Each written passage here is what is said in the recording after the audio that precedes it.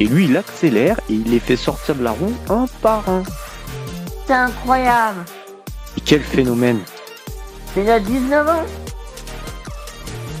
Bonjour à tous et bienvenue sur Pole Position, votre rendez-vous consacré au cyclisme et à Paul Sexas. On est là pour vous avec Nathan. Salut Nathan. Bonjour Thibaut, bonjour à tous nos amoureux de cyclisme et surtout de Paul Sexas. Aujourd'hui, on se retrouve pour parler de la première étape du Tour de Suisse et de quelques autres petits trucs. Oui, tout à fait. Alors, on n'avait pas prévu de faire spécialement un épisode en milieu de semaine, mais il se trouve qu'il y a le Tour de Suisse qui a commencé et ça a commencé fort. Et il y a aussi pas mal d'actus qui sont tombés là ces derniers jours, sur lesquels je voulais qu'on revienne ensemble, Nathan. Donc le premier sujet, c'est effectivement cette première étape du Tour de Suisse où il y a le Pogačar qui a assommé la concurrence. Il est parti à 70 km de l'arrivée, voire plus même. Il a mis 2 minutes à Carapaz qui s'est bien débrouillé. Hein. Ouais, c'est bien battu. Voilà. Petite surprise, c'est Badjoli qui fait 3e, alors qu'on l'a vu rouler plus tôt dans l'étape. Voilà, et derrière, les groupes des principaux concurrents sont à plus de 4 minutes. Hein. Ouais, on va retrouver notamment Van Wilder, McNulty, Vacek, Andrew Auguste, Riccitello à 4,30 et Roglic doit être juste derrière. Ouais, c'est ça, 19e, je crois. 18, c'est ça, à 4,45. Donc bref, plus de 4 minutes sur tous les autres concurrents, sauf Carapaz et Badjoli, mais gros numéro de Pogačar. Alors Nathan, tu voulais nous dire un mot sur cette étape ?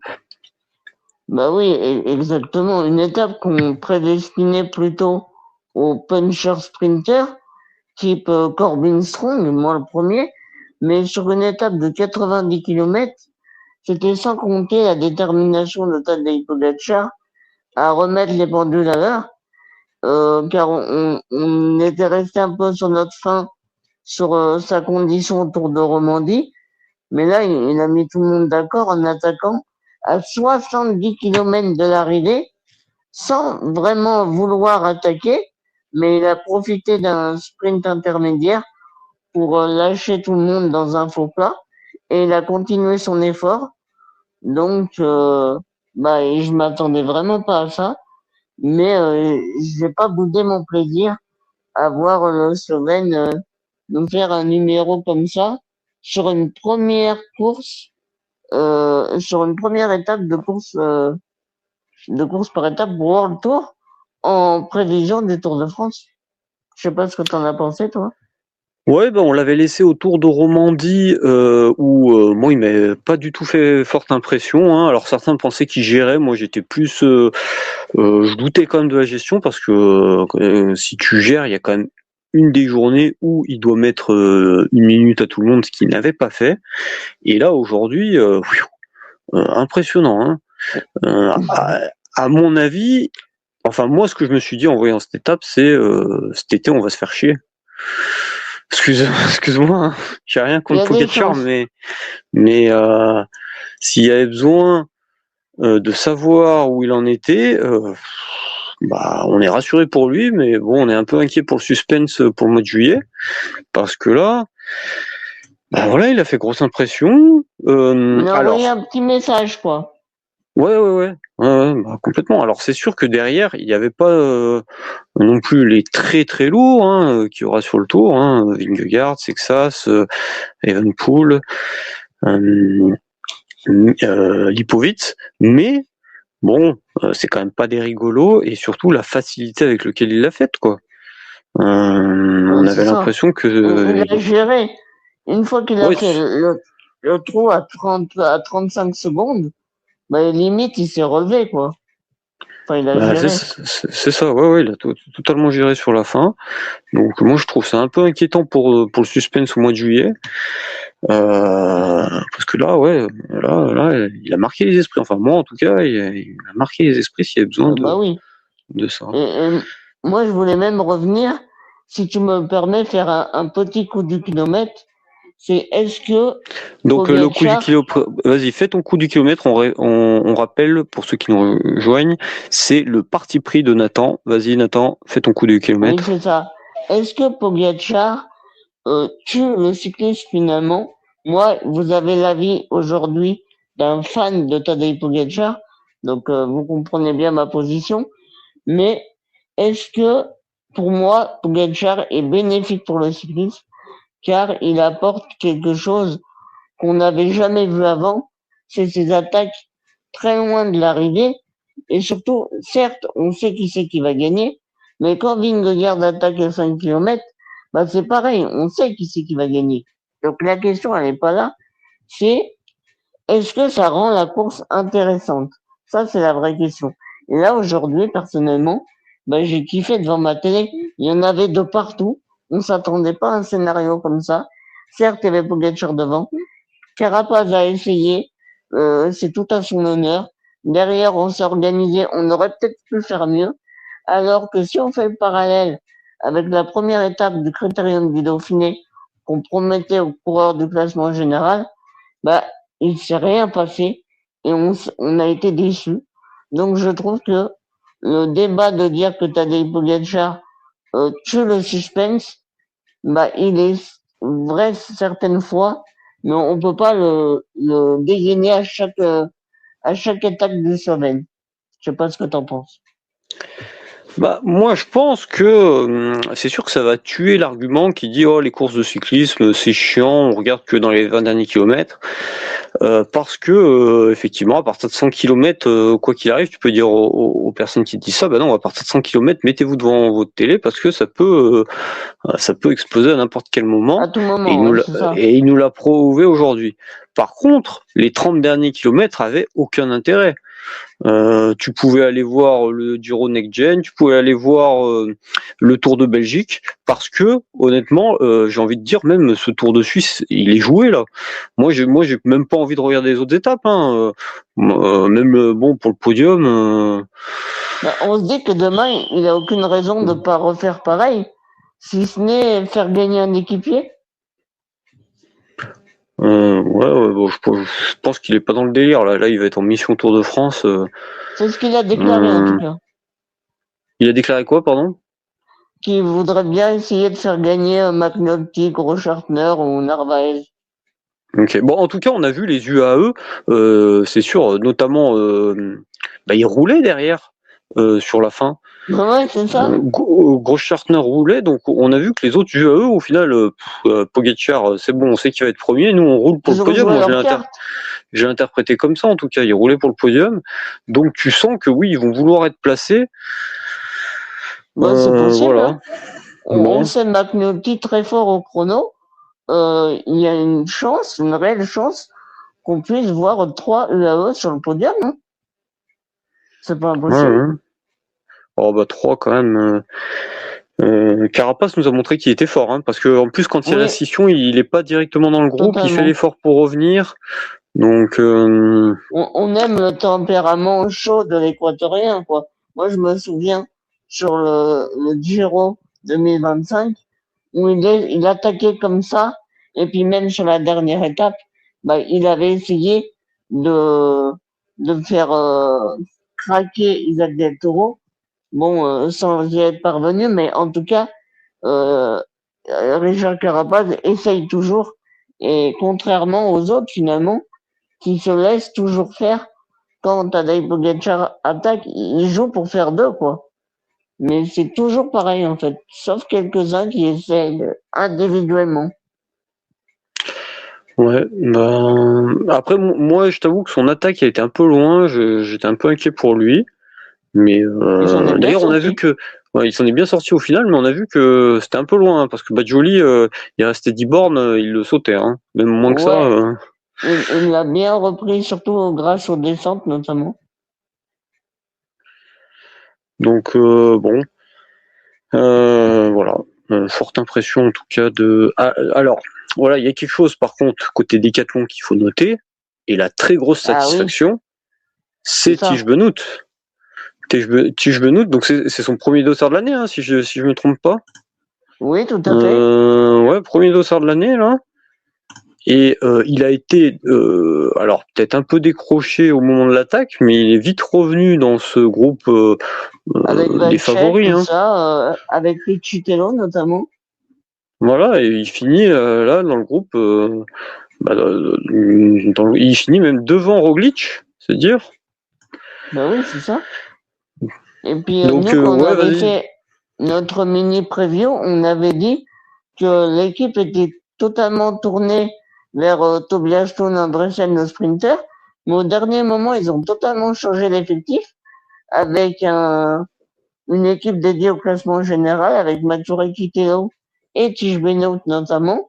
Donc là, ça nous a fait extrêmement plaisir car là, on s'est dit, bah ça y est, on réfléchit Tour de France pour encadrer Paul Sexas avec notamment le Belge Tige Benoît qui apportera énormément d'expérience à notre protégé français. Et là, il nous rassure totalement avec cette étape qui n'était pas prévue d'être aussi disputée. Et pourtant, il a répondu présent dès le début. Donc, c'est très encourageant. Oui, effectivement, on va le suivre jusqu'à la fin de la semaine quand même, parce que bon, c'est son premier dossard. L'épreuve était très courte. Hein. L'étape faisait 144 90 km. km. Ah oui, c'est ça. 144. Mais voilà, en tout cas, il nous fait bonne impression. Et si on voulait le voir sur un Tour de France, enfin sur le Tour de France, et ben quelque part ça commençait là et il fallait pas se louper. Donc pour l'instant, j'ai envie de dire, voilà, let's go, continue comme ça, Tige, et on va Oui. le suivre parce que ça serait une bonne nouvelle. Enfin pour Paul Une Sexas, très ça bonne fait nouvelle. Une éclaircie, c'est ça? ouais, voilà, une éclaircie après la fin de semaine dernière un peu plus clairsemée. Capricieuse. Voilà. Voilà. Ça marche, t'avais autre chose sur ce Tour de Suisse? Bah, non, je dirais que vraiment c'était la surprise qui a dominé en voyant Pogacar. On se posait la question de comment le Slovène, après juste son 12e jour de course, hein, se sentait et s'il avait pu perdre les kilos qu'il avait en sortant de Paris-Roubaix, les kilos en trop, et ben là, on a la confirmation que le Slovène est presque à sa forme idéale pour le Tour de France. Hein. Donc ça promet, comme tu dis. Yes, alors je voulais regarder si on avait des longs cols quand même. Ouais, on n'avait pas de très longs cols. Hein. Ça s'apparentait 4,2 plus à une classique, quoi. ouais, 4,2 km à 7,2%, qui était un des plus gros, des plus longs. Donc Un genre de Liège-Bastogne-Liège, mais bien plus court, évidemment. ouais. Donc on n'avait pas de très haut sommet quand même. Hein. Bon, de toute façon il est tellement au-dessus que. Oh bah, il les a pas fait péter dans une grosse bosse, hein. C'était Ouais, un ouais. faux plat, hein. Ouais, ouais, mais c'est justement un peu en puissance et on doutait pas que que la puissance il l'a. Hein. Donc Non, bon. clairement. Bon après je pense que on n'apprendra rien de plus sur ce Tour de Suisse, hein, honnêtement, Oui, parce que c'est pas on voit faux, pas mais qui pourrait mettre la moindre difficulté, le moindre bâton dans les roues de Pogacar. non. Déjà que là, les principaux favoris, notamment Lenny Martinez, ont été repoussés à plus de 6 minutes. C'est énorme. Ah oui, j'ai même pas vu Lenny. Donc, c'est Euh, vraiment choquant presque. Ah ouais, 13 minutes Lenny. Hein. Ah ouais, moi je m'étais arrêté à Hmm.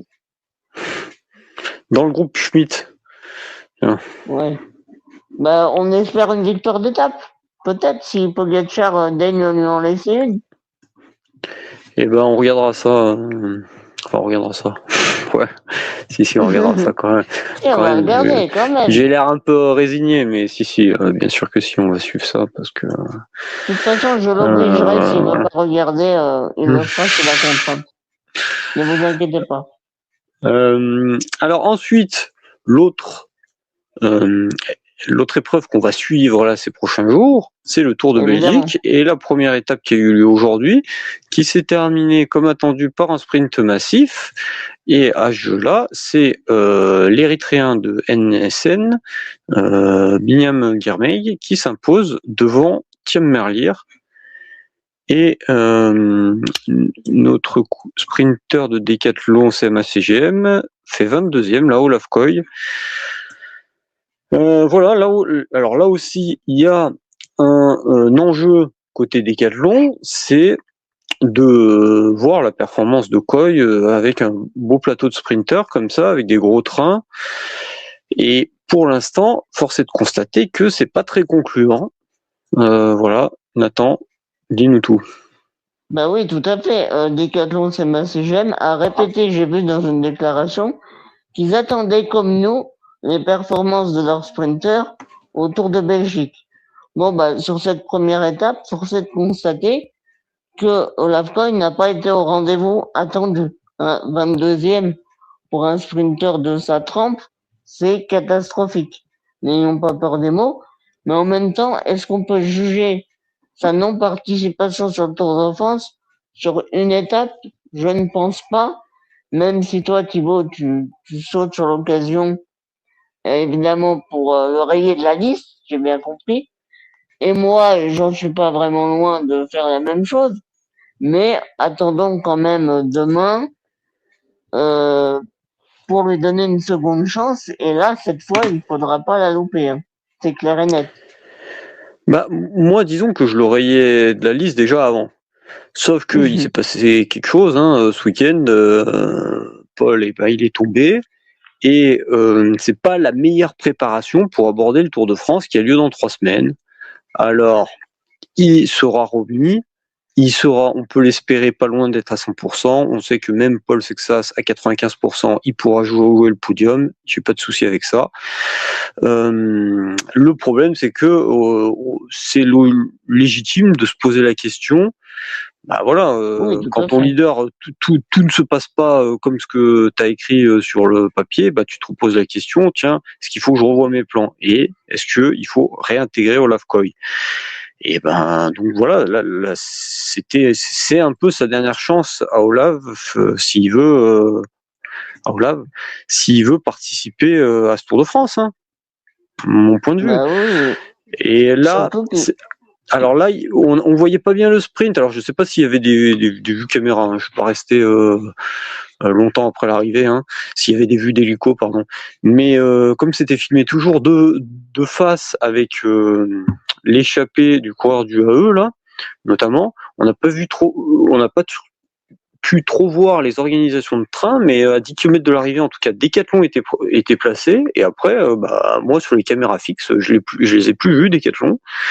Donc j'imagine que il y a pas que le fait d'être enfermé. Hein. Quand tu fais 22e, c'est que qu'il y a quelque chose qui allait pas. À un moment donné, on l'a même pas vu dans les 500 derniers mètres.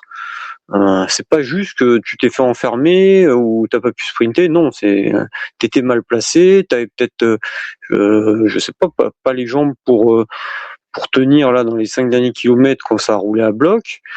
Voilà. En tout cas, on n'a pas vu de décathlon à moins de 500 mètres de la ligne, hein, donc c'est embêtant. c'est un tour, le sprint, c'est du placement, du frottement, évidemment de la puissance. Et là, à force de constater qu'il n'y a aucun de ces trois éléments. Et surtout, dans l'optique de l'emmener sur le Tour de France, il faudra bien l'emmener en mettant toutes les cartes de notre côté. Donc, il faudra peut-être emmener un case-ball, par exemple, pour l'emmener sur les sprints. Mais malheureusement, comme je le pensais, on n'a pas 9 coureurs. On n'en a que 8. Ça, c'est une erreur de ma part. Si on avait 9 coureurs, bon, on aurait pu mettre un poisson pilote dédié au Lafroy. Mais là, c'est pas le cas. Donc, on ne peut pas comme ça grignoter un coureur sur l'effectif classement général si on veut jouer avec Paul Success. Donc c'est quand même assez compliqué. Oui, c'était il y a 5 ou 6 ans où ils avaient 9 coureurs. Ouais, c'est ça. Ouais. Maintenant, ça fait un petit moment qu'ils sont 8 sur le tour. Non, On bah peut voilà. faire une exception pour Decathlon cette année. Ouais, je suis pas. Tu demanderas à Christian Prudhomme. Je suis pas sûr. Bon, on va quand même suivre les prochaines étapes, hein, et puis bon, on va quand même espérer pour Oui, lui qu'il donnons-lui arrive à sa chance. sprinter, à être là. Hein. Comme on l'a dit, sur les boucles de la Mayenne, il a montré de bonnes choses. Là, ouais, aussi, ce qui m'embête, je l'ai pas dit, mais c'est que la route était large. Alors, ok, à 3 Oui, km, il y avait des rétrécissements, etc., mais le dernier kilomètre était hyper large. Donc, voilà, normalement, tu dois pouvoir, avec une l'équipe qu'il autoroute. a, même s'il n'a pas pu se placer, tu dois pouvoir accrocher un top 10. Hein. Il y a quelque chose qui a peut-être pété dans la tête hein, quand il a vu qu'il était trop mal placé, je sais pas, et il a à peine sprinté, j'en sais rien. Hein. Mais c'est Ouais. étonnant de le voir là, quoi. Bon, Et enfin, on va pas. on peut Ouais. noter quand même la belle performance de Binem Girmay, qui bat quand même le meilleur sprinter du monde, excusez du peu, pour quelqu'un qui était en manque de succès sur l'année 2025, il revient bien à l'horizon du Tour de France. C'est intéressant. Si on se fait chier au niveau du suspense pour le classement général, bah peut-être qu'on aura du suspense pour les sprints en tout cas. Ouais, tu fais bien de le noter. Bon, à noter quand même que Merlier, il a été un peu enfermé, il a lancé son sprint un peu loin, enfin un peu trop loin, et voilà, il n'a pas pu remonter Guermeil, mais il fallait pas qu'il reste 10 mètres de plus, parce que sinon il lui passait devant, je pense. Ouais. Mais bon, c'est quand même, oui, tout à fait, hein, c'est une victoire quand même à la pédale méritée de l'Érythréen. Je te propose qu'on passe à la grosse info de la journée. Et alors là, Oui. faut que je fasse mon mea culpa. C'est Van Aert. Donc, il serait forfait pour le Tour de France. Donc moi, Terrible comme je dis, nouvelle. Hein. ouais, terrible pour lui, pour la Visma et pour nos amis belges. Donc, comme je dis, moi, je voulais faire mon mea culpa au sujet de Van Aert pour l'avoir critiqué son abandon au matin des 3 étapes reines du Tour Auvergne-Rhône-Alpes. Il y a Pascal qui nous alertait en commentaire sur l'infection de sa blessure et on a eu donc la confirmation qu'effectivement c'était pas une blessure diplomatique puisqu'il annonçait sa non-participation pour le Tour de France. Alors quand même on va attendre parce qu'on sait que en 3 semaines il peut se passer des choses. Tant qu'on sera pas le samedi et qu'il sera pas et que le départ sera pas donné, bon, il faut toujours se méfier, mais c'est quand même une sacrée nouvelle là qui est tombée et un gros coup dur pour la Visma en vue du Tour de France. Nathan, qu'est-ce que t'en penses?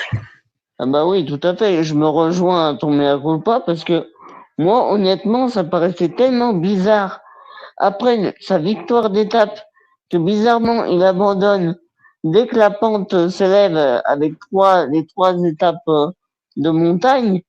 Bah, ça faisait vraiment une grosse coïncidence. Donc on avait été un peu mauvaise langue, on le reconnaît tout à fait. Et c'est une énorme perte pour la Visma Leasebike pour le Tour de France. Car c'est un élément extrêmement important dans le collectif Visma, notamment pour Jonas Vingegaard. C'est lui qui lui a permis de gagner déjà un de ses Tours de France, déjà contre Tadej Pogacar. Il a fait gagner Sepkus l'an dernier sur le Giro. Il peut gagner des étapes. Wout van Aert, on ne peut pas s'en passer. Donc, on espère qu'il pourra se rétablir avant le Tour de France, mais je pense que s'il s'amuse à le déclarer comme ça, c'est que ça doit quand même être un peu grave. Donc, c'est mal engagé. Ouais, disons que ce qui est quand même bizarre, c'est que ils prennent la décision comme ça assez tôt, hein. Oui. Non? Est-ce C'est pour ça que que est-ce qu'ils se sont pas rendus compte qu'en montée ça allait pas fort lui? Est-ce que parce que ça fait un petit moment qu'on l'a plus vu à son aise dès que la route s'élève. Bah, Je dis ça, je sais pas, hein, mais c'est quand même étonnant que à peine une semaine après son abandon, alors qu'il reste encore 2 semaines et demie avant le départ, on a l'impression que c'est un peu précipité. Donc, est-ce que c'est vraiment son coude qui s'est infecté? Est-ce que c'est un problème de conditions physiques en haute montagne? Non, honnêtement, je pense pas. je sais pas. Parce Moi, je te dis que, ça, tu vois. On l'a vu. Si c'était que son coude infecté, on l'a vu sur le chrono. Bon, sa condition quand la route s'élève, elle a pas l'air dingue, hein. Vas-y, dis-moi ce oui, que t'en penses, toi. t'as raison, sur le chrono, il nous a déçus. Mais on parle de quelqu'un quand même qui a gagné Paris-Roubaix. D'accord, il n'y a pas de boss, mais quand même, il a gagné une course en gravel. Donc la forme, elle est là. Et même si, comme tu le dis, admettons, il est moins fort que d'habitude en montagne, ça reste Wout van Aert qui sera toujours utile pour des sprints, pour des étapes punchy, pour du placement, pour réduire des bordures, on ne sait pas. Et puis la condition peut venir sur les 3 semaines. Peut-être que la première semaine, il sera pas en forme, et sur la deuxième semaine, il va gagner une échappée en montagne. Donc on ne sait pas. Et pour moi, si vraiment on se prive de lui, c'est qu'il y a une raison. C'est pas juste une petite égratignure. Ouais, t'as raison, t'as raison. Bah, c'est clair que lui, c'est vraiment un game changer, hein. Ah oui, C'est grâce à lui que Vingegaard gagne son Tour de France l'année où il renverse bah, c'est ça. Pogačar. L'année C'est où il gagne le grâce. Mont Ventoux, je crois. Alors, non, ça c'était 2021, je crois, où il y avait les 2 passages au Ah Mont bah, Ventoux. Moi, il y je a pas. plusieurs.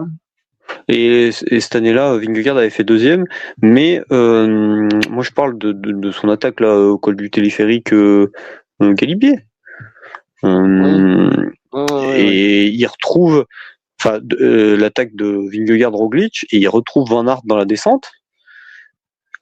Qui après, puis dans cette même année-là, il fait même péter Pogačar, si je dis pas de bêtises, de la roue.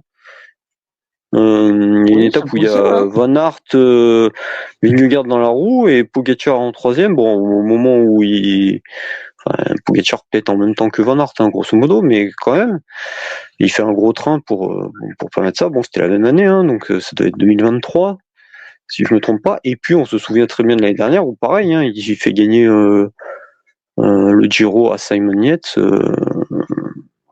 Oui, tout à fait. Tout à l'heure, j'ai dû dire cette pièce, mais je me suis trompé. Et il avait fait gagner l'anglais, le britannique, en étant dans une échappée. Et il était parti, il s'était fait la peau dans le Finestré pour pouvoir retomber sur Simon Yates dans la vallée. Il roulait pour lui. Et si il n'avait pas été là, peut-être que le scénario aurait été sans doute tout autre et que Del Toro, aidé par Carapaz, aurait pu revenir, revenir sur Britannique. Ah, mais c'est sûr. Lui, c'est la hantise quand il est dans l'échappée, hein, parce que déjà, il a les jambes pour prendre l'échappée, n'importe quelle échappée, que ce soit sur du plat, sur de la C'est montée. ça? S'il faut batailler 1 heure, il bataillera 1 heure, il sera dans l'échappée, il n'y aura pas de souci.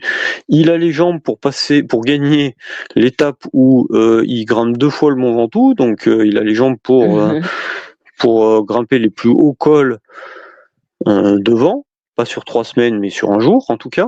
Et il a Ouais. les jambes derrière pour rouler comme un taré si son leader revient dans sa roue. Donc il peut faire renverser des Tours de France, comme on l'a dit, il peut faire renverser des grands tours. Et donc c'est vraiment une perte pour Visma si ça venait à se confirmer.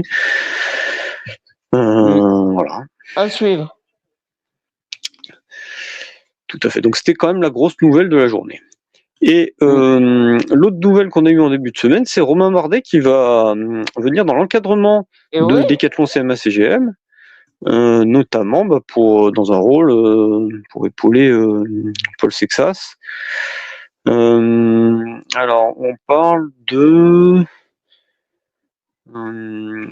un rôle transversal, donc plutôt pour l'année prochaine, hein. Ça n'a pas l'air d'être forcément communiqué aujourd'hui, mais c'est ce que on semble comprendre, puisque sinon ça serait déjà un peu tard pour le Tour. Voilà. Qu'est-ce que t'en penses, toi, Nathan, je pense de ce que c'est recrutement? un renfort de choix pour la Décathlon CMA-CGM. En plus, il a un peu des liens avec l'équipe. Il a fait sa carrière, la majorité de sa carrière à AG2R la mondiale. Donc, c'est un peu un retour à la maison. Et Romain Bardet, c'est quelqu'un de très calme, je trouve. Et il va parfaitement avec la personnalité de Paul Sexas. Pour moi, Paul Sexas, c'est un peu un Romain Bardet 2.0, j'ai envie de dire. Donc, qu'il se retrouve, je trouve ça logique, en fait. Car Romain Bardet, c'est un des premiers à avoir mis en place les gains marginaux. Il a tout testé, hein. Je me souviens qu'il buvait du jus de betterave et tout, car soi-disant, ça donnait des qualités un peu comme le jus de cerise maintenant. C'est un des premiers à tester ça. Et du coup, il pourra donner toute son expérience à Paul Sexas qui en a besoin. Hein. Il doit prendre tout ce qu'il peut. Donc, c'est très intéressant comme recrutement, je trouve. Ouais, je suis de ton avis, hein. C'est bonne pioche là, côté Décathlon CMA CGM. Déjà, il connaît bien la maison. Il a été aussi très populaire pour les Français, donc il va pouvoir partager son on a encadrement. confiance en lui. Comme tu l'as dit, lui pour moi, Bardet, tu vois, les coureurs cyclistes de haut niveau, de toute façon, ils sont tous très talentueux et ils sont tous très travailleurs, très professionnels. Mais si tu veux, Bardet, il a poussé le curseur du professionnalisme au maximum de ce qu'on peut faire. Moi, en tout cas, c'est la vision que j'en ai. On le voyait toujours essayer de chercher, comme tu as dit, les gains marginaux, s'entraîner toujours, chercher d'autres méthodes d'entraînement, etc. Donc moi, j'ai pas trop de doute là-dessus que Bardet, c'est vraiment un expert dans la partie entraînement, performance. Et en plus, moi, ce qui m'avait marqué dans sa carrière, c'était quand il gagne le Tour des Alpes une année, donc je crois que c'était la première année après qu'il soit parti de Décathlon, là, je sais plus si c'était Sunweb, Picnic ou je sais plus le nom de l'équipe, mais donc il gagne le Tour des Alpes et si tu veux, il y avait avec lui Arensman et Arensman luttait aussi pour le podium et tu vois que quand il franchit la ligne, eh ben il est content parce qu'il gagne. Mais d'un côté, il est un peu frustré parce que tu as Arensman qui célèbre, qui célèbre parce que Arensman c'était son coéquipier, et alors que Arensman pouvait jouer aussi le podium. Tu vois, il pouvait jouer la deuxième place. Au final, Arensman finit troisième alors qu'il est à 2 secondes de la deuxième place. Donc, si tu veux, c'est ça, c'est-à-dire il a une très bonne vision de la course, il sait où il en est. Calculateur. Voilà, un calculateur, l'ordre des priorités. Et là, moi, quand j'avais vu ça, je me suis dit, mais ce gars, il est au-dessus de la moyenne, quoi. T'as 2 gars placés pour le général, tu t'occupes de le gagner. Après, je veux dire, si tu arrives à placer le deuxième, tant mieux, mais de là à essayer de calculer à la seconde près. Voilà, non, mais de là à essayer de calculer à la seconde près quand c'était aussi faible comme écart, moi j'avais trouvé ça la preuve d'une certaine vision propre à de faire de l'encadrement d'une équipe pro. Hein. Donc à terme, moi, ça m'étonnerait pas qu'ils prennent des fonctions un peu plus dans le sportif aussi et pas seulement dans pour le performance, quoi. Voilà, donc c'est plutôt une bonne nouvelle pour notre Paul Sexas. Enfin, c'est même une très bonne nouvelle pour notre Paul Sexas d'avoir quelqu'un qui sait gagner et qui a fait deuxième du Tour de France quand même. Donc, dans une ère pogacharesque, c'est très intéressant d'avoir en son sein quelqu'un qui a déjà fait podium et pas sur la 3e place sur un Tour de France. Yes, ouais, effectivement. Et il a fait 2e et il a fait 3e aussi, quand même. Une autre année. Je crois pour 1 seconde, non? On dirait en commentaire, il me semble que c'était Landa qui fait 4. Ouais. Contre le monde de Marseille, de mémoire. Voilà, c'est tout pour nous. aujourd'hui. Oui, tout à Merci fait. à tous de nous suivre. On fera donc le point sur la composition de l'équipe Décathlon plus dimanche, hein, comme je disais, après le Tour Oui, de Suisse. on en fera sans doute une très grande partie dans une vidéo. Voilà, histoire de voir ce qu'on peut attendre. Mais on va finir les épreuves en cours pour avoir une vision un peu plus globale. Donc merci à tous. N'hésitez pas à commenter cette vidéo pour nous dire ce que vous en pensez, vous, de la présence de Coy ou Et de abonnez-vous. Benoît notamment. Et abonnez-vous, tout à fait.